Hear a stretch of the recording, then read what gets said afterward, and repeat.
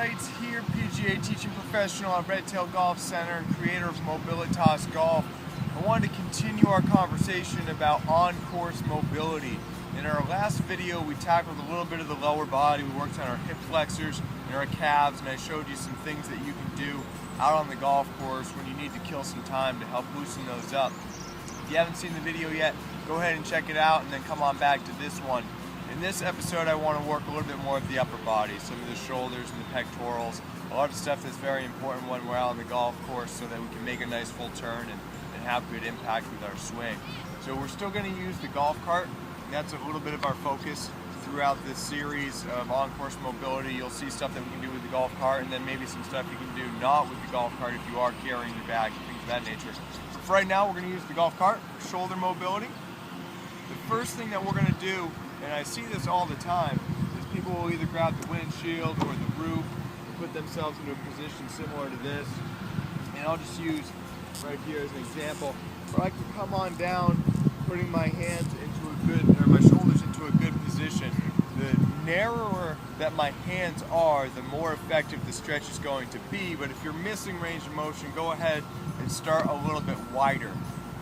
Because I have fairly good range of motion in my shoulders, I'm going to start narrow, but I'll put my hands narrow and then drop my body down, keeping my back flat, my core tight. Now once I'm in this end range position, I'm going to take my hands and I'm actually going to push them down. So I'm getting into this position and then I'm pretending like I'm pushing down. So push down, but nothing's actually going to go anywhere. But what it does is it causes some activation, and the shoulder and a little bit of the pectoral and whatnot is going to fire up, and that's going to help trick us into releasing out the tissues a little bit more effectively.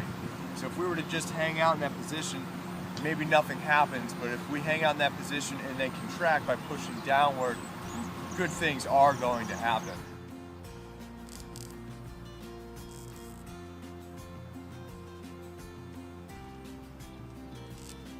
Spend a little bit of time doing that, and then the other thing you can do is grab onto one of these rails on the golf cart and actually turn away so that you're stretching out the pectoral and the anterior compartment of the shoulder.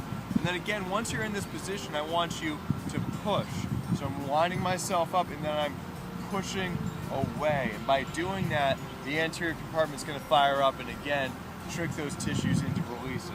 So grab here, turn wherever your range of motion will take you, and then contract, hold that for a few seconds, and then relax.